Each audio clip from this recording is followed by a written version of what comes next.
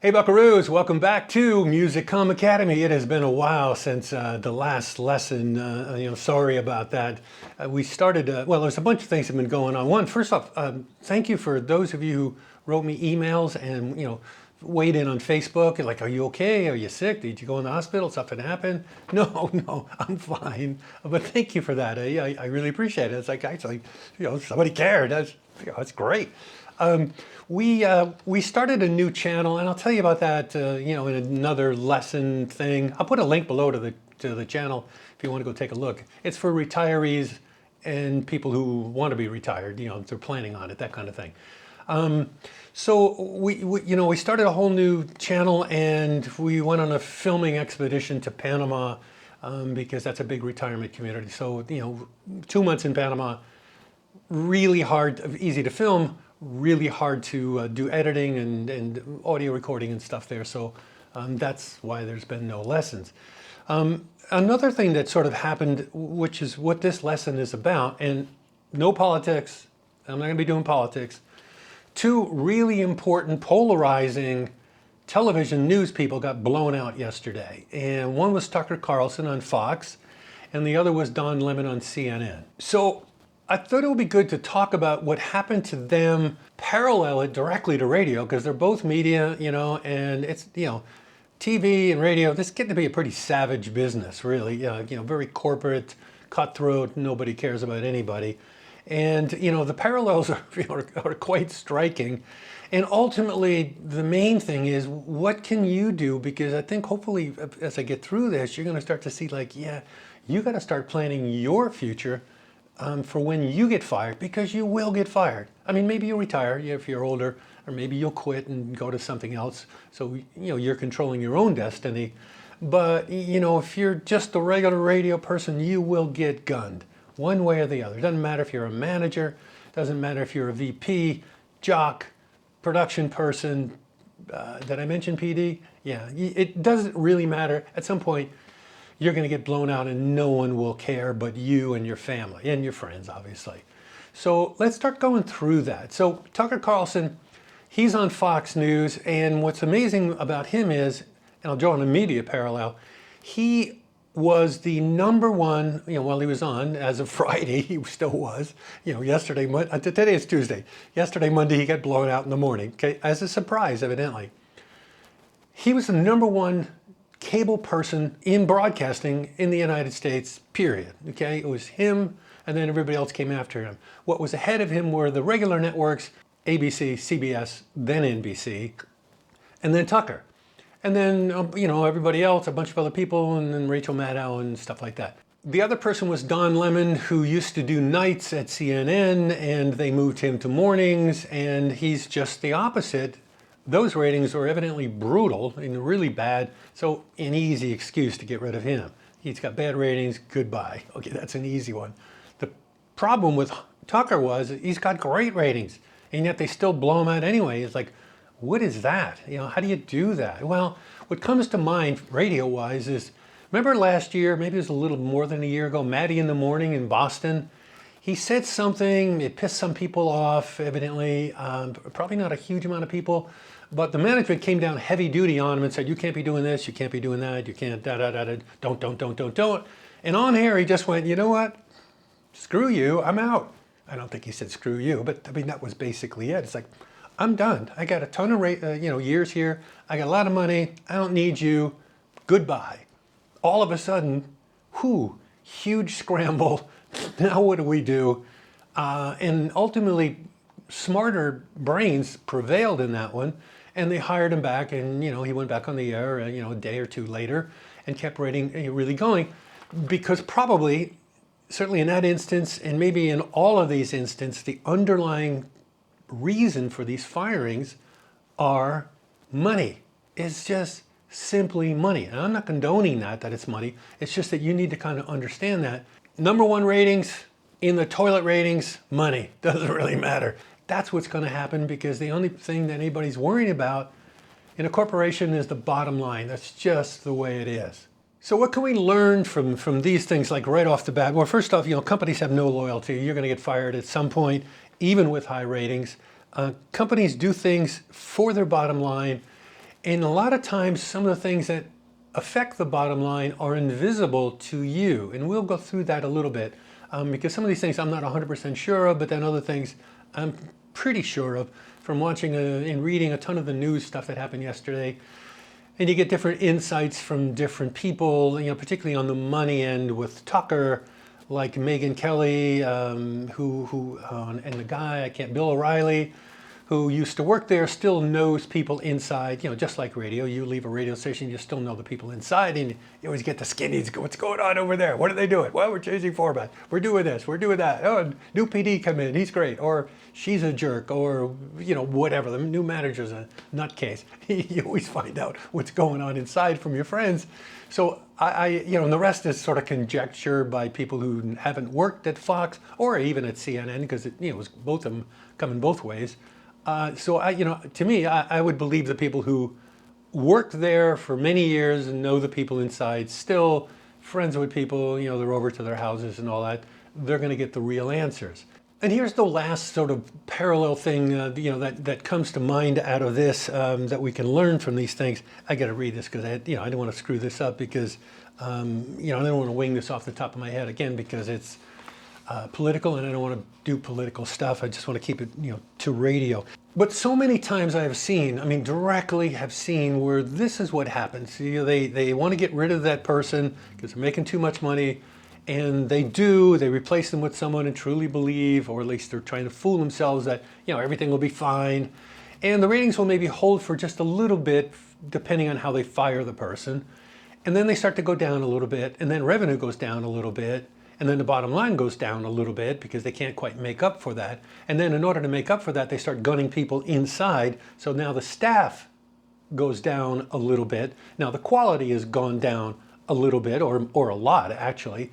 And then the station starts to drop overall in ratings, in addition to whatever, let's say the morning show, that you got rid of a morning team or person or whatever. And ultimately what usually ends up happening somewhere down the road, 2 years, 3 years, maybe even 1 year, the station changes format because they have to. They have to start all over again, and where they start with is maybe revenue-wise and bottom line half of where they were if they just didn't touch anything and just left it alone, and really tasked the salespeople and others to come up with really inventive ways to bring more money in. So let's go through the two of these people and and draw some parallels to radio people. Okay, let's start off with Lemon. And I'm going to take the trades at face value in here. I'm not going to try to interject myself here and all. I'm just going to do what the trades say. A lot of these trades, I sort of take it with a grain of salt. When you watch, a lot of the different channels, somebody would have an axe to grind against him, or, they're enamored with him and they're going to be leaning toward him. So I'm just going to, here's the main salient points, like that word? Salient points that come out of these, for these two. Lemon. He had a lot of skirmishes with women. I guess that's gone on for, watching yesterday, it's gone on for documented way more years than I thought it did, like, 10, 12, 15 years. Had a hard time working with women, evidently. He pissed off, a lot of people. He was a lightning rod for people on the right. People on the right hated him. In other words, he's polarizing, okay? And the easy excuse now, he had really low ratings. Let's move over to Tucker. Really similar stuff, actually. He had a lot of skirmishes with very, very, very powerful people in government. He had a lot of people that hated him on the left. He's the opposite side of the coin here. All of a sudden, I don't know if this is right or wrong, but all of a sudden there's a whole bunch of stories yesterday about he was tough to work with, and maybe there was a bit of a toxic environment there, either with his show or at Fox itself. I don't know, but I'm going to throw it in here because I don't want to make it seem like, he was awesome. Maybe he wasn't. Maybe he really was tough to work with. And a big one, he was part of that 600 million, 687 million or whatever, the lawsuit that just got finished, where it was like, I don't know, $1.3 billion or something like that. He was a part of that, of why Fox had to pay, although he was a very minor part of that, as got from Megyn Kelly yesterday in watching that. There were way more players who had way more damaging stuff. His stuff was, pretty minor, and I guess evidently in some instances they found emails where, he is literally discrediting one of the people who were pushing the Trump election theory. He was like basically saying, "Why are you believing her? She's totally unbelievable."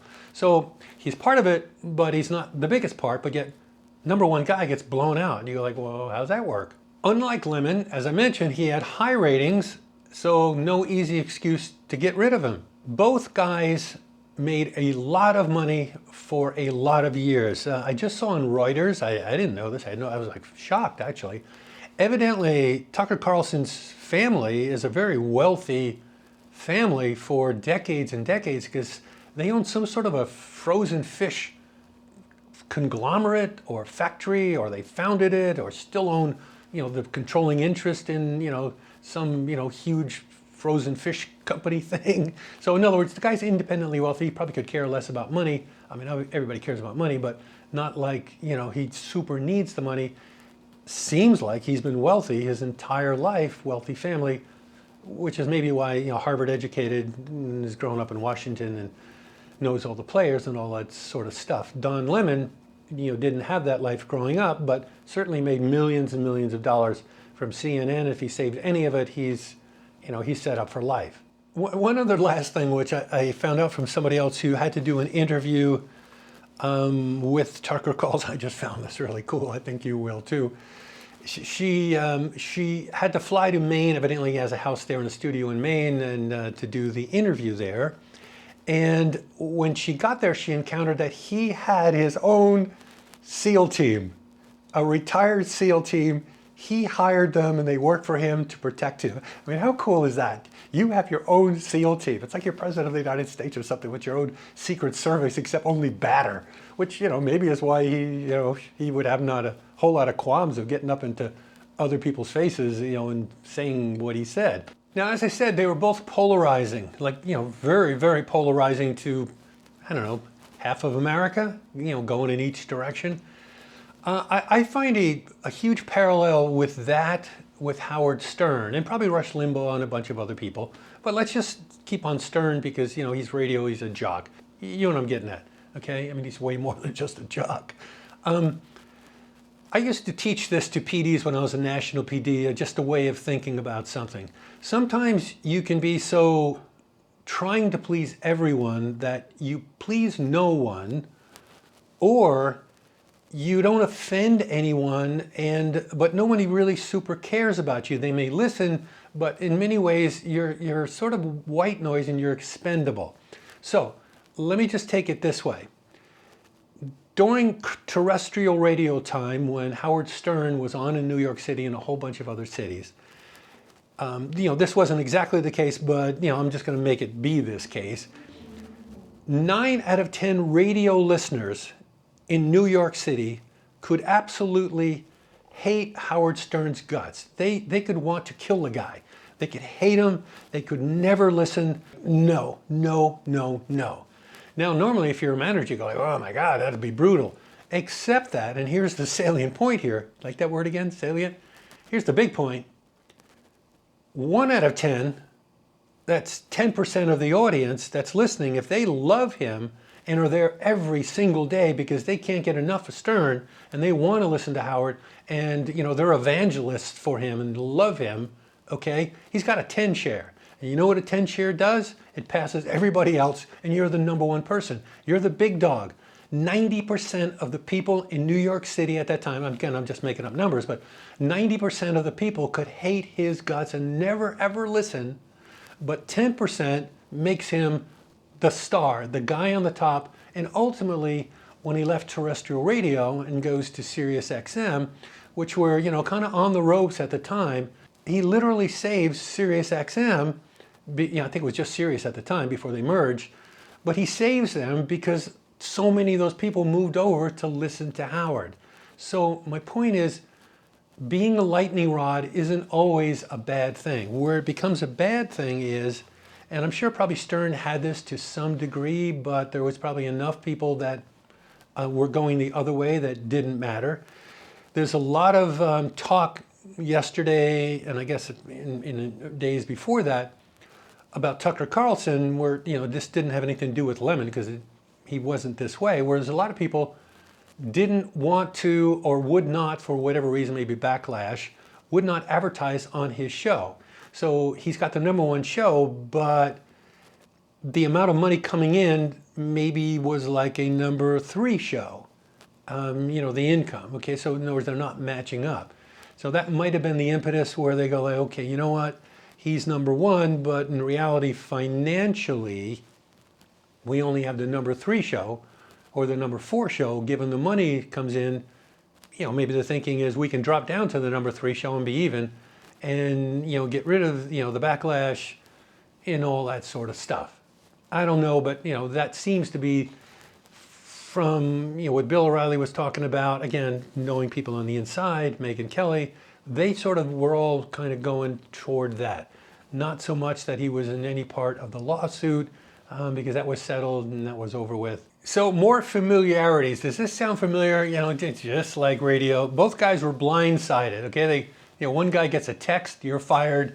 The other guy, he starts working on the show on Monday morning. Somebody comes in and goes, hey, can you come with me for a second? Boom, you're fired, get out. Does that sound familiar? Yeah, that happens all the time in radio. Both were not allowed back on air to say goodbye. Okay, that's like a given anymore. Here's one that was interesting. Tucker was in negotiations for a new contract, which is always a tender time for anybody, radio people, especially because now for a lot of companies, not all, but a lot of companies, if you're getting paid a certain amount of money, the new contract wants to pay you less. Oh, the station's making less. We're not as successful as we were. Blah, blah, blah. We want to take it out of your hide. Even though your ratings are good, or even though your ratings went up, we want to take it out of your hide. That goes on. I don't know. Maybe that was part of it. Maybe that was part of it. And also, we want you to cut back on this or don't do this. And he might have said, I'm out. Or I refuse, and then they had to fire him, something. I mean, I don't think he would be dumb enough to walk away from the severance that, in the rest of his contract. So, quitting probably would not be an option. I certainly wouldn't be for me if I had more time, although maybe he didn't have much more time in his contract. I mean, he's up for a contract renewal. He might have only had months to go, 6-7 months to go. I mean, a lot of things kind of intertwine with this kind of stuff. Here's where it really starts moving over to radio and where I'm going with this with you. One guy had all his eggs in one basket, the cable channel that he was on, and that was Don Lemon at CNN. Tucker, on the other hand, he had already, I can't remember the name of it, but he had already had history of starting an internet news service. I just don't remember the name of it, but it was quite successful. So he's already knows the internet space. He already started merchandising. He already had his own, he's got a website with his own, tuckercarlson.com, where they sell things on it. There's a lot of stuff. And emails, that's a big one. Emails and text addresses. So he's already got a database of people to immediately go out to if something happens, he gets fired. He's got a built-in audience that he can go, hey, I'm over here now, or I'm doing my own thing now. He can have dialogue back and forth. Lemon didn't have that. If you're in radio and you're on the radio and air right now, I suggest that you start doing something now where you can start amassing a database and start talking to your audience off of the radio also. One of the people who was a master at that, I always marveled at her because I thought she was amazing. She was a really amazing person to begin with, was Erin Davis. Now, you may not know who Erin Davis is if you're outside of Canada. Erin Davis was someone who worked for me twice, actually. She worked for me when she was first starting out. I hired her back later on to do mornings when she got let go at a competitor and brought her over, and she had great ratings again over there, and the audience came right with her. But, I mean, this was probably, wow, I don't know, 2006 maybe? Okay, that's a long time ago. 2006, and she already then was sort of doing like, not podcasting, but she had a blog. She had a blog and she had like, tens of thousands of listeners that would read her blog every single day. She was already talking to an audience to move. And when when I hired her and she came over, that audience moved right with her. And, 2006, what is that? That's 14, that's 17 years ago. This lady was, way ahead of her time. But it's not too late. You should be doing stuff like that now because, again, you will get fired. Like, deal with it now before it actually happens. Because when you deal with it now, what ends up happening is you have an easy time to jump to something else. Like, Megyn Kelly, did that, and she's extremely successful and makes more money now with her own company, doing her own video podcast. Basically, she's doing the same thing now that she did on Fox and on NBC when she moved there. I mean, really similar type stuff, but she calls the shots. It's hers. Nobody's over her shoulder going, you can't do this, or we want you to do that. We think this is good. And you're going, you really? I don't want to do that. She's her own editor. She's her own everything. I mean, she did that. Bill O'Reilly, is in the same boat. He was a little bit easier probably to fire because even though he was also #1 in cable at the time, but there was so many sexual discrimination things that went on against him that it's like, okay, most people would go like, well, if you're Fox, they'll give you the benefit of the doubt. Yeah, he had to go. I get it. It's a business decision. Makes sense. You got to protect yourself from all of the lawsuits. Different deal, I think, with Tucker. But anyway, Bill O'Reilly, there's a whole bunch of other people. Adam Carolla, that guy, I can't think of his name. He's got gray hair that started the Blaze and super successful. And all these guys have made millions and millions and millions of dollars. Joe Rogan, 100 million from Spotify. They can actually do better without the network than with it, and probably have a way easier life. And you probably can too. I had a team that used to work for me, Humble and Fred, and they sort of ran up and about the same thing. They're doing radio mornings, and ultimately, at some point you start to run out of stations, and they decided to, just start doing podcasts. And this was a long time ago too. This was probably 2008, somewhere in there. They started doing, podcasts, still doing it. They were on Sirius for years and years and years, and they make a really good living, and they're their own bosses. They do what they want. It's the future, and you really need, particularly if you're young, boy, you need to embrace that future right now, because again, you will get fired. And again, if you're interested in the retirement thing, our new channel is called Laptop Seniors. It's me and my wife, 14 years worth of traveling the world, taking video, immigrating different places for different times, living different places. I think we already have 10, 12 videos already up, on that channel. So if you're interested, the link is below. As always, subscribe if you like that one. Subscribe if you have not already, to this one. We're really close to 1,000 subscribers. I think I looked up and it was like 960, 970, only like 40 people away. So if you haven't done it yet, please, subscribe. I would really like to get to the 1,000. That's a huge thing for YouTube. And of course that notification bell so that when the next lesson comes up, and believe me, it won't be 2 months again. I'm already kind of sort of got one in mind that I might cut tomorrow for next week. So hit that notification bell and you'll know when that pops up. Whew. Wow, a lot going on here today. Anyway, as always, until the next time, see ya!